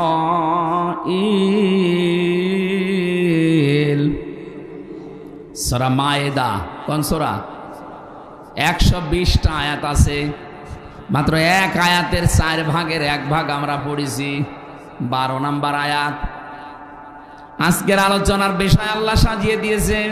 তাফসিরে ইবনে কাসিরের ভেতরে দেখবেন এই আয়াতের সাবজেক্ট হচ্ছে আল্লাহ কাদের সাথে আছেন।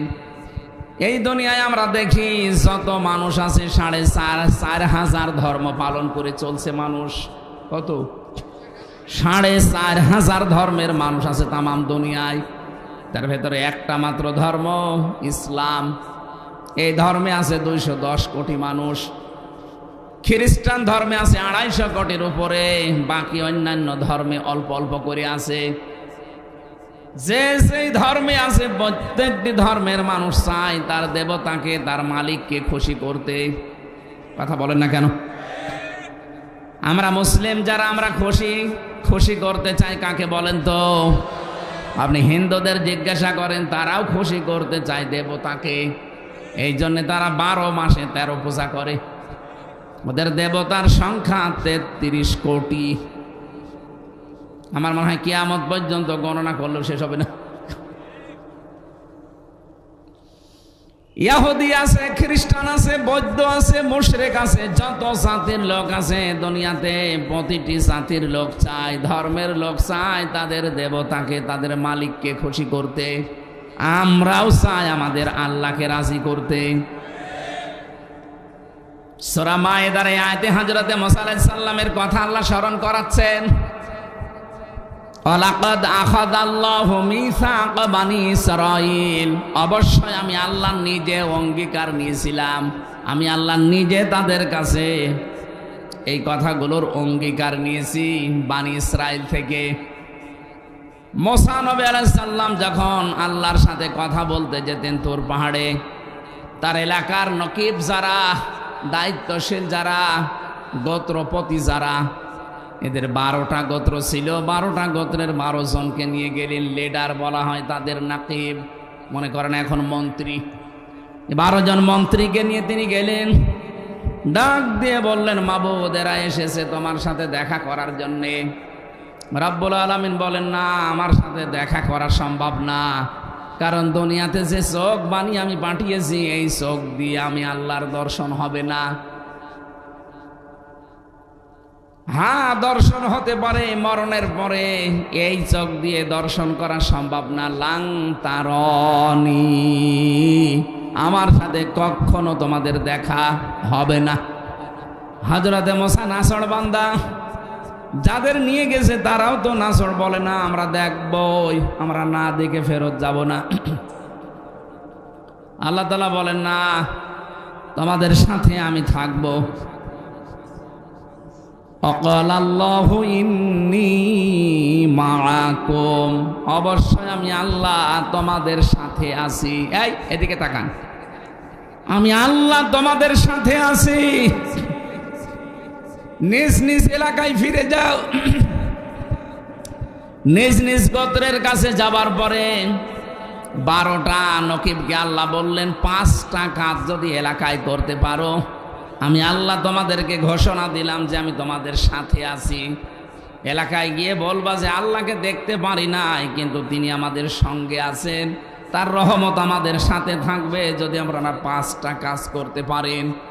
ও বাংলার মানুষেরা, এখন যদি আমরা এই দেশের 350 জন এমপি আছে, এর ভেতরে 51-52 জন মন্ত্রী ছিলেন, এই 52 জন মন্ত্রী নিয়ে যদি দেশের যিনি দায়িত্বে ছিলেন উনি যদি সে বলতেন, আল্লাহ আমরা দেখতে চাই আপনাকে, রব্বুল আলামিন যদি বলে না দেখা হবে না, তবে একটা কাজ, এলাকায় গিয়ে যদি এই 5টি কাজের আঞ্জাম দিতে পারো, তাদেরকে শোনাতে পারো যে আমি আল্লাহর রহমত তাদের সাথে আছে।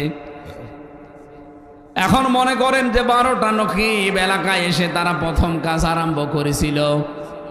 রব্বুল আলামিন বলেন, নিজ নিজ এলাকায় যে প্রথমে তাদেরকে বলবা, লাইনা আকামতুমুস সালাহ, 1 নম্বরে আমি আল্লাহ তাদের সাথে আছি যারা নামাজ কায়েম করবে।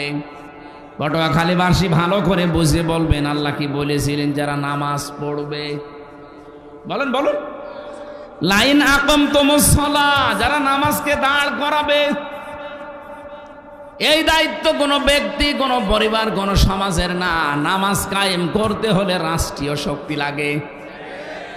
সূরা হজের ভেতরে আল্লাহ 41 নম্বর আয়াতই নাযিল করেছেন এই কারণে, আল্লাযীনা ইম্মাক্কান্নাহুম ফিল আরদি আকামুস সালাহ, আমি যদি জমিনে মুমিন বান্দাদেরকে ক্ষমতা দান করি, তারা প্রথম কাজই করবে নামাজের বিল আনবে।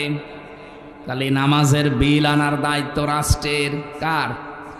আরো জোরে বলেন।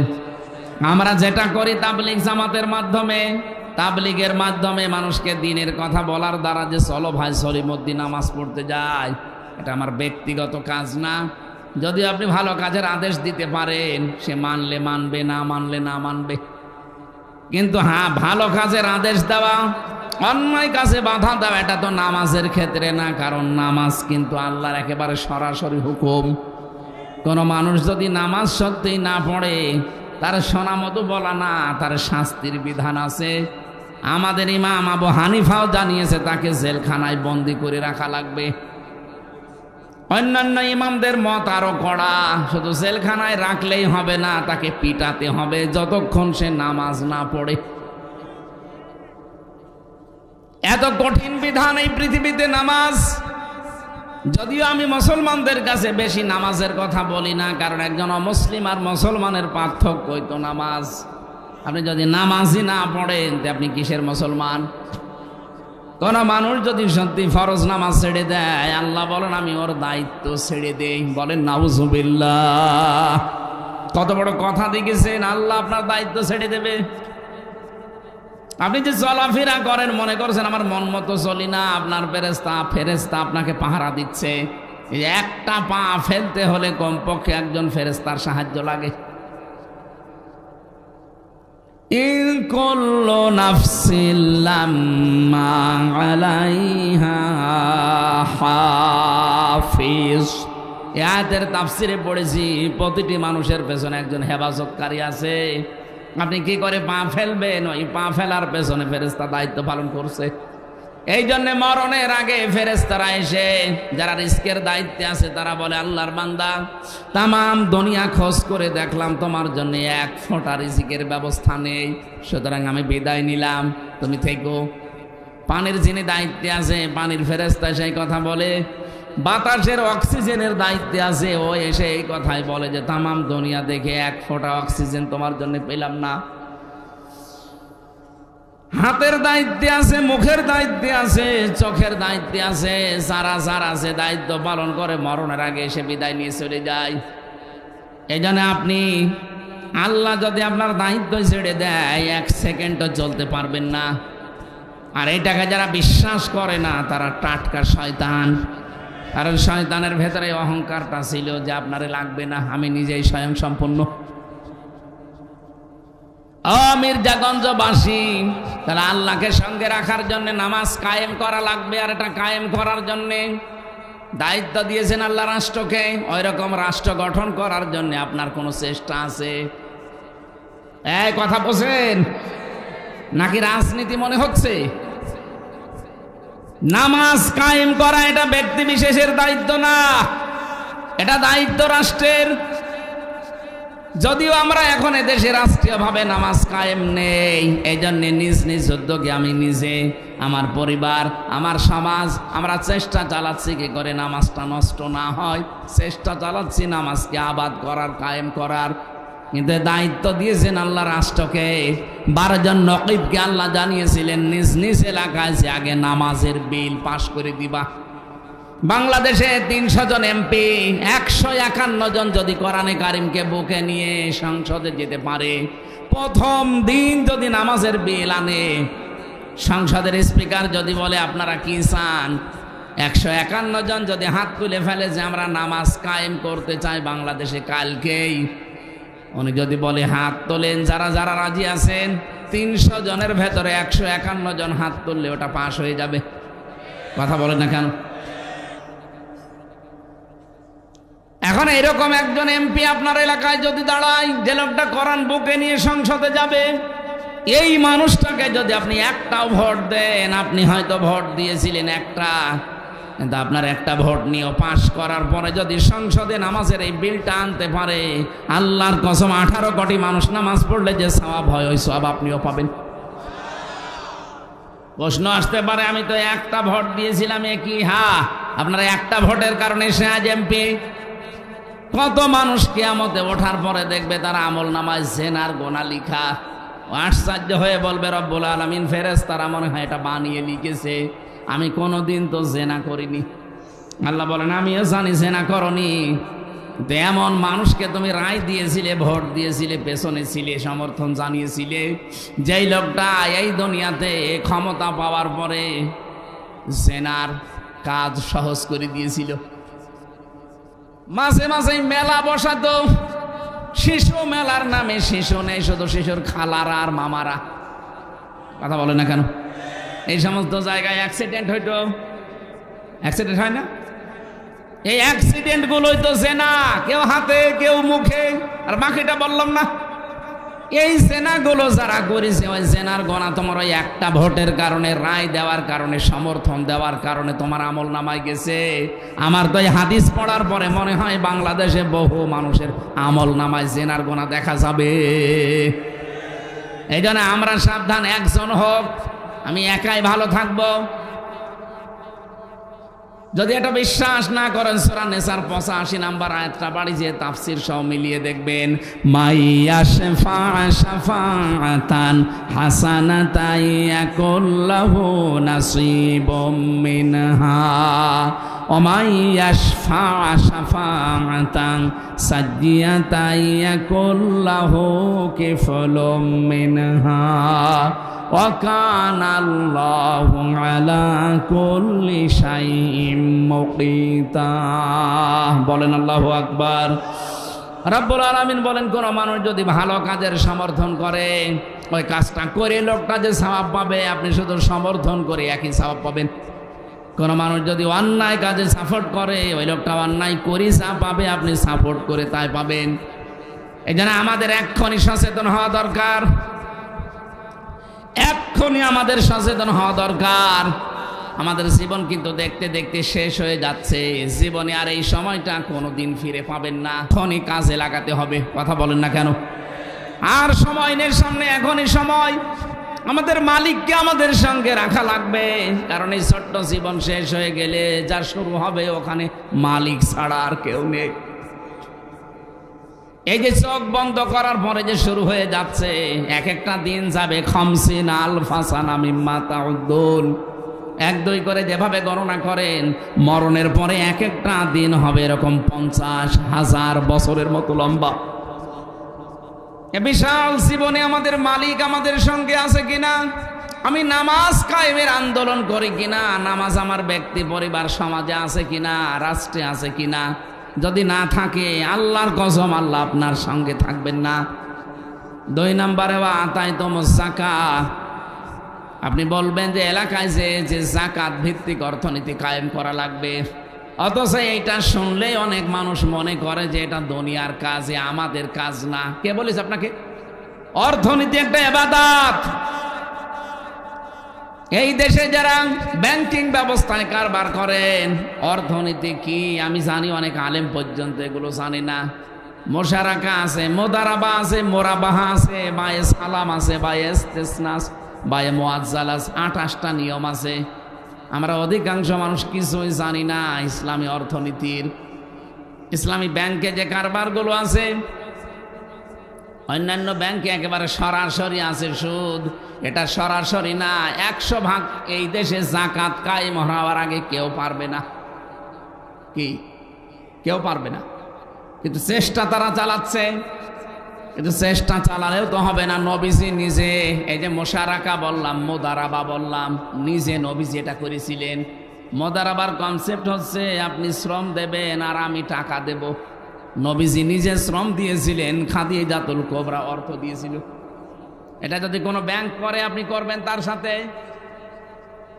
মোশারাকা একটা পার্টনারশিপে, আমি 10,000 টাকা দিলাম, ইনি 10,000 দিয়েছে, 10,000 উনি দিয়েছে 20,000, দুইজনের টাকা এক জায়গায় করে ব্যবসা চলছে। লাভ যা হবে আমার 10%, ওনার 20%। যদি লস হয় আমার 10, ওনার 20। এভাবে যেন কোনো ব্যাংক ব্যবসা করে যায় যাচ্ছে। আর আমি যত অর্থনীতি নিয়ে পড়াশোনা করেছি, এই দেশে ইসলামী ব্যাংক এই কাজটা করে যাচ্ছে। বাকি অন্য কোনো ব্যাংকে এইটা নেই, সেখানে আছে শুধু লাভের লাভ। আর ওই লাভ খায় মানুষ না, এলাকায় এসব নেই। অনেকে যে টাকা ছেড়ে রাখেন আর টাকা আসে, 1,000 টাকা দিলে মাসে মাসে 200 টাকা বেশি দেয়, এটাকে কি বলে?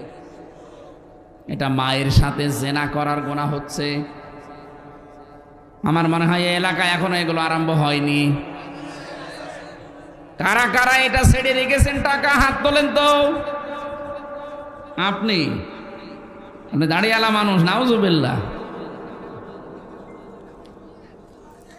বোঝে না, না না বুঝে আপনি 2 হাত তুললেন কেন? 1 হাত তুলতে পারবেন।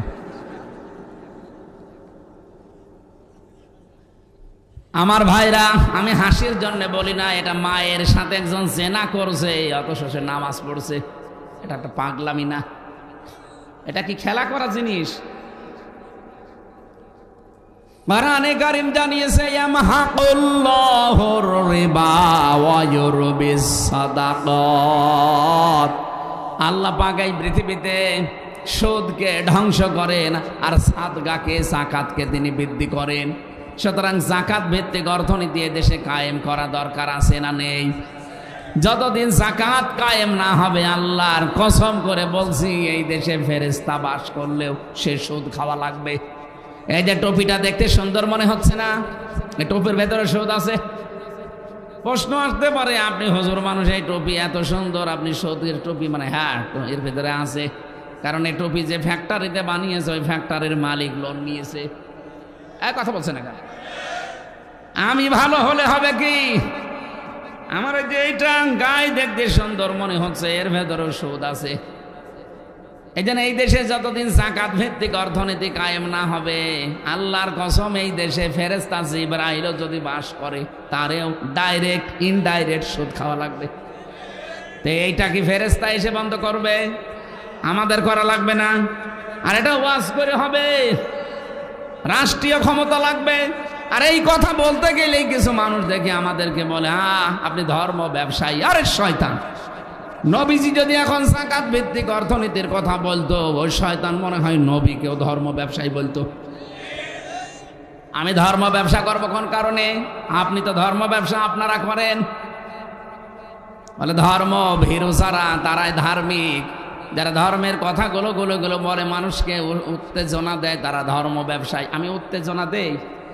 আমি নবীর কথা অ্যাডভার্টাইজ করছি। বিশ্ব নবীর উপরে কোরআনে কারীম নাযিল হয়ে দ্বিতীয় পয়েন্ট এটা, লাইন আকামতুমুস সালাহ ওয়া আতাইতুমুজ যাকাত। হে নকিবেরা, নিজ নিজ এলাকায় যে প্রতিনিধির দায়িত্ব পালন করো, যে যাকাত কায়েম করো। আমি আল্লাহ আছি। যাকাত নেই, সুদের সাথে আমি আল্লাহ নেই। আমি আল্লাহ সুদকে ধ্বংস করি, যাকাতকে বৃদ্ধি করি। সুবহানাল্লাহ বলতে পারেন না? সুতরাং এই কথা আমরা যদি না বলি, মসজিদের ইমাম যদি না বলে, মাওলানা না বলে, আপনি জানবেন কোথায়? আর এই কথাগুলো বলতে গেলে আমাদের নামের উপর এরকম কলঙ্ক দিয়ে দিন যে ওরা ধর্ম ব্যবসায়ী। জানা শোনার পরে যদি কেউ বুঝে শুনে কথা বলে থাকেন, আপনার ঈমান নষ্ট হয়ে গেছে, আপনি বেঈমান। এরকম বেঈমান মারা গেলে তো জানাজা পড়াও জায়েজ নেই। মাওলানা মামুনুল হক জেলখানায় 3টা বছর বারবার, আমি যেহেতু পাশাপাশি ছিলাম, সকালে আর দুপুরের খাবার আমরা এক জায়গায় খেতাম। আমারে হাত ধরে ধরে প্রতিদিন অন্তত 3 বছরের ভেতর প্রায় দিন আমারে বলতো, হামজা, বাইরে যদি যেতে পারি কোনো কাফেরের জানাজা পড়া। আপনি এত কথা বারবার বলেন আমারে, জানাজা পড়বেন না কাফেরের। কাফের পেলেন কোথায়? কোরআনের বিরুদ্ধে যারা কথা বলে তারাই তো কাফের। এইবার বুঝলাম যে বাংলাদেশে কাফের আছে না নেই। আপনি আলেমকে ছোট করতে গিয়ে কোরআনের বিরুদ্ধে যে কথা বললেন, আপনার কি ঈমান আর আছে? আপনি তো কাফের হয়ে গেছেন। এর 3 নম্বর শব্দটা দেখেছেন, ওয়ামানতুম বিরুসুলি। হে নবী মুসা 12 জন নকিবকে বলেন তারা যেন রসুলদের উপরে ঈমান আনে। কাদের উপরে? আমরা প্রশ্ন আসতে পারে, সেখানে রসুল ছিলেন কয়জন? 1 জন। এদিকে তাকান, 1 জন মানুষ রসুল ছিল সঙ্গে, হযরতে মুসা। অথচ আল্লাহর রসুল বহু বচন দিলেন, ওয়ামানতুম বিরুসুলি, তারা যেন আমার রসুলদের উপরে ঈমান আনে। তার মানে আল্লাহর উদ্দেশ্য এখানে শুধু মুসা নবী না, কিয়ামত পর্যন্ত আল্লাহ পাক এই পৃথিবীতে যত নবী আর রসুল মুসা নবীর পরেও পাঠিয়েছিলেন, এর আগেও যাদেরকে পাঠিয়েছিলেন, সবার উপরে ঈমান আনা লাগবে। এখন প্রশ্ন আসতে পারে, এখন তো আর রসুল নেই না? আছে। এখন নাইবে রসুল আছে। এদিকে তাকান, এখন রসুল নেই, নাইবে রসুল আছে। এই পৃথিবীতে যারা এখন আলেম, সত্যিকারের আলেম যারা, তারা কিন্তু নাইবে রাসূল। বাইতুল মুকাররমের সাবেক খতিব যেটা, ওটা নাইবে রাসূল না। এই কথা বলছেন না কেন? ওটা বাতিলের 5-8টা গোলাম ছিল, এই কারণে নৌকা মার্কা নিয়ে দাঁড়িয়েছিল। যে লোকটা নৌকা মার্কা নিয়ে দাঁড়াতে পারে তার ঈমান আছে আপনার মনে হয়? কারণ ঈমান আনার প্রথম কাজ কি? এদিকে তাকান ভালো করে, আমি সচরাচর কথা বলি না, এদিকে তাকান। ঈমান আনতে হলে প্রথম কাজ করা লাগবে, তাগুত ছেড়ে দিতে হবে। ফামা ইয়াকফুর বিত-তাগুত ওয়া ইউমিন বিল্লাহ, কোন মানুষ যদি তাগুত ছেড়ে দেয় এরপরে ঈমানের দাবি করে, ফাকাদ ইসতামসাকা বিল উরওয়াতিল ওয়াসকা লা ইনফিসামা লাহা, তাহলে তার সেই ঈমান ছিঁড়ে যাবে না, কখনো ছিঁড়বে না তার ঈমান। আর ঈমান যদি আনেন তাগুতের সাথে মিল করে, ঈমান আপনি রাখতে পারবেন না। এই বাংলাদেশে যারা ঈমান এনেছে তাগুতের সাথে সম্পর্ক রেখে, আগস্টের 5 তারিখের পরে তাদের অনেকের ঈমান চলে গেছে। 300 এমপির সাথে জাতীয় মসজিদের যে ইমামও পালিয়ে গেছে। ইমামই পালিয়ে যায়, ওর ঈমান থাকলে পালাবে? কথা বলে না কেন? এদেশে যারা তাগুত ছেড়ে দিয়ে ঈমান এনেছিল, আপনি তাদের দিকে তাকান। এই যে আজকের প্রধান অতিথি ডক্টর শফিকুল ইসলাম মাসুদ 57 দিন রিমান্ডে ছিল। এই হাঁটো হাত মাছ সব গুঁড়ো করে ফেলেছে, আমি তো নিজে সাক্ষী। ওনার সাথে আর একজন ছিল দেলাওয়ার হোসেন, শিবিরের সাবেক সভাপতি। যে শয়তান আমার রিমান্ডে ছিল, উনিও ওনার দায়িত্বে ছিল। আমার এসে বলতো, দেলাওয়ারকে আজকে একেবারে পিটিয়েছি, লাথি দিয়েছি ফুটবলের মতো। তার গরম করতো আগুন দিয়ে, লাল টকটক হয়ে যেত, ওইটা লজ্জা স্থানের ভেতরে ঢুকিয়ে দিত। আমার সামনেও নিয়ে এসেছিল ওই জিনিসগুলো, বলছে এগুলো যে আমরা নখ তুলি, হাতে পায়ের নখ আমরা এগুলো দিয়ে তুলে ফেলি। ডিম নিয়ে আসতো মাঝে মাঝে, যে আমরা ডিম দেই। আমি মনে করছি ডিম মনে হয় খাবার জন্য দেবে। আমার 11 ঘন্টা টাঙিয়ে রেখেছিল মাথায় দড়ি বেঁধে। 11 ঘন্টা আমি নামাজও পড়তে পারি না। 4 ওয়াক্ত আমি ইশারায় নামাজ পড়েছি, কারণ মাটির নিচে, আমি জানি না এখন কোন সময়।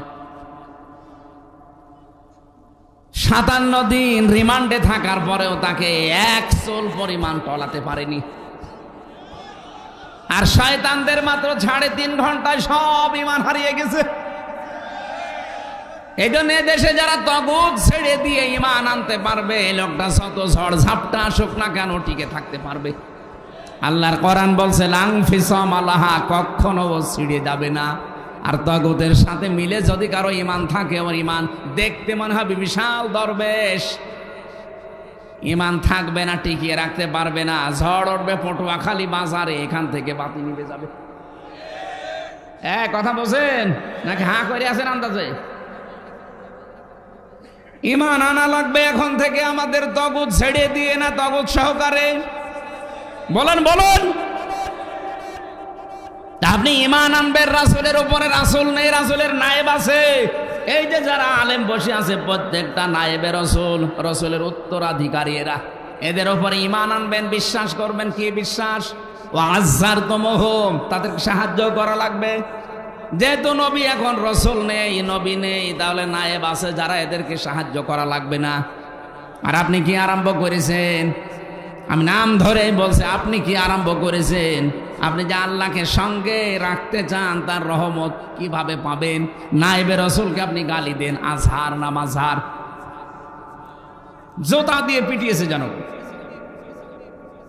একটা মাসলুম দল বিএনপি, এদের ভেতরে কিছু কুলাঙ্গারের কারণে তাদেরও বদনাম হয়ে যাচ্ছে।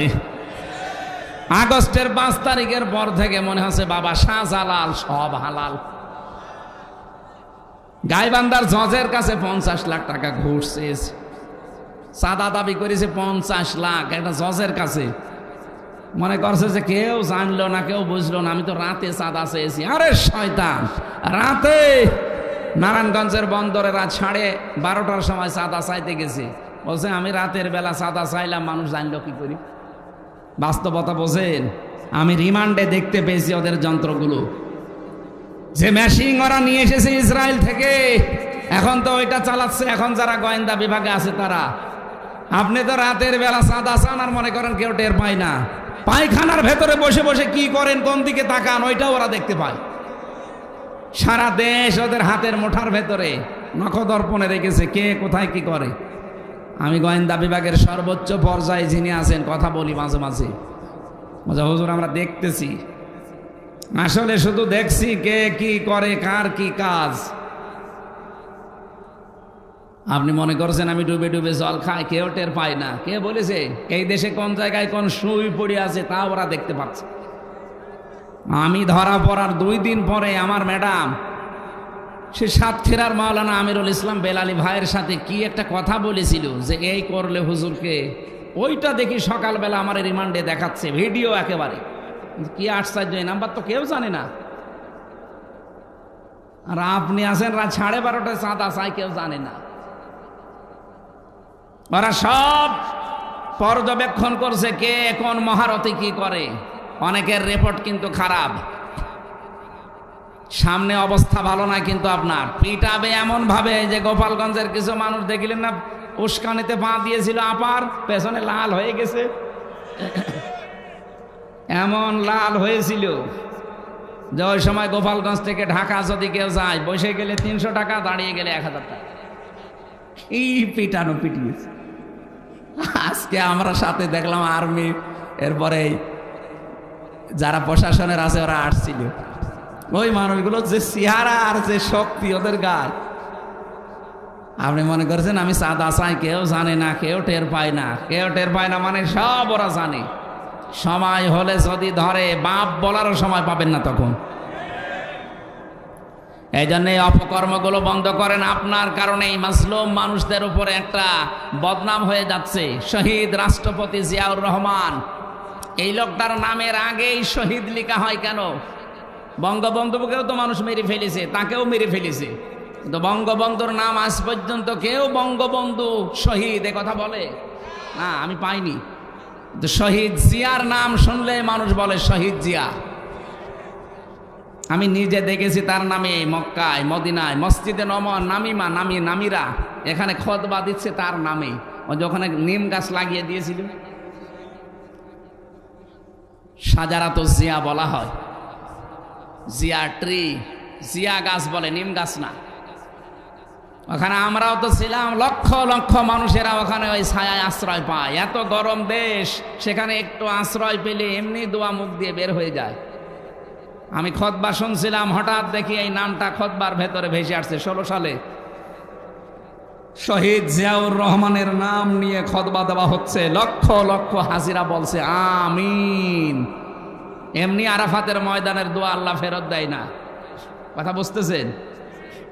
সেই দলের বদনাম করবেন আপনি, একটা মুসলিম দলের। তারা আমার সাথে জেলে ছিল, আমি দেখেছি বহু মানুষ, 313টা মামলা মাথার উপরে, 556টা মামলা।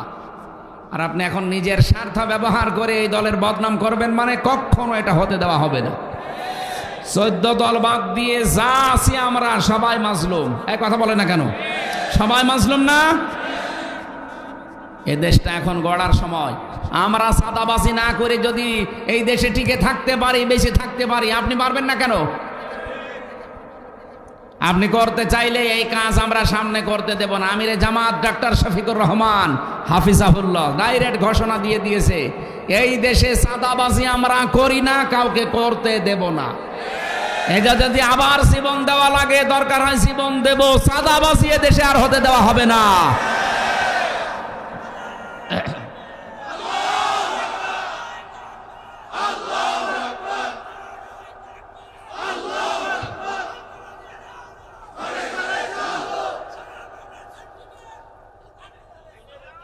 আমার ভাইরা, আমরা আল্লাহকে সঙ্গে রাখতে চাই। আল্লাহর নবীর ওয়ারিস এখন যারা আছে, আপনি দল মত দেখবেন না, দেখবেন এটা নবীর ওয়ারিস। সারা পৃথিবীতে যে 10 জন মানুষ ইসলাম প্রচারের নাম পাওয়া যাবে, তার ভেতরে ডক্টর মিজানুর রহমান আজহারের নাম আমি দেখেছি। বিশ্বের কতগুলো দেশ তো আমিও ঘুরে আসলাম। সিঙ্গাপুর, মালয়েশিয়া, থাইল্যান্ড, আমেরিকা, এরপরে সৌদি আরব, মালদ্বীপ, বাহরাইন, বহু দেশে আমিও গেছি।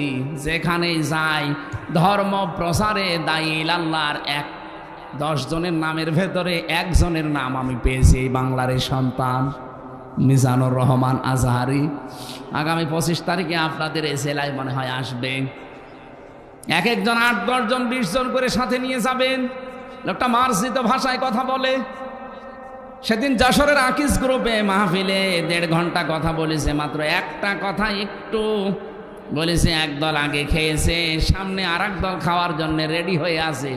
অনেকেই নিচের দিকে টেনে নিয়ে ওনারে গালি দিচ্ছে। আরে ভাই, আপনাকে বলেছে, আপনি আপনার নাম বলেছে?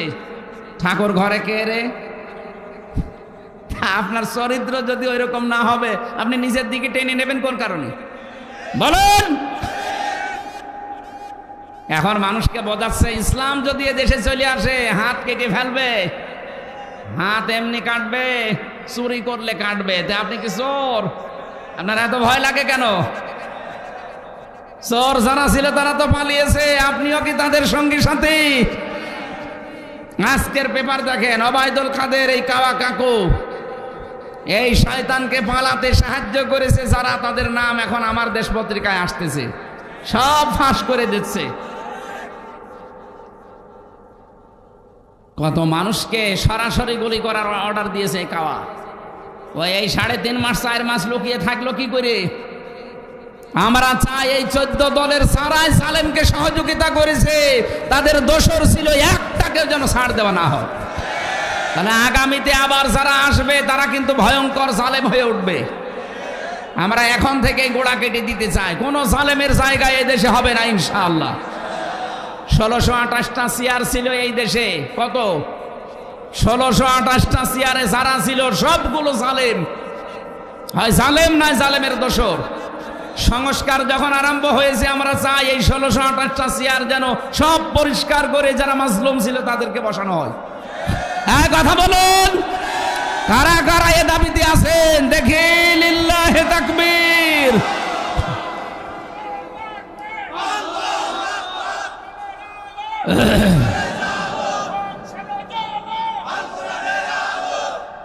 আলহামদুলিল্লাহ ভাই, এই আওয়াজ হয়তো যারা দায়িত্বে আছে তাদের কান পর্যন্ত পৌঁছাবে না, আরশ পর্যন্ত চলে গেছে।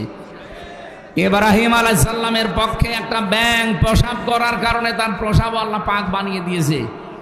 আর কাংলা শুধু ফো দিয়েছিল, ওরে মেরে ফেললে 10টা নেকির ঘোষণা আছে। সুতরাং আমরা হয়তো যে আদেশ দিলাম সংস্কার চাই, জালেমকে আমরা দেখতে চাই না। জালেমদের প্রতি আল্লাহ নিজে নারাজ।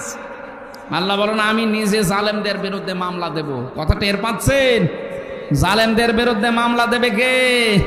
আল্লাহ নিজে। সূরা শূরা 42 নম্বর আয়াত, ইন্নামা সাবিলু আলাল্লাযিনা ইয়াজলিমুনান নাস।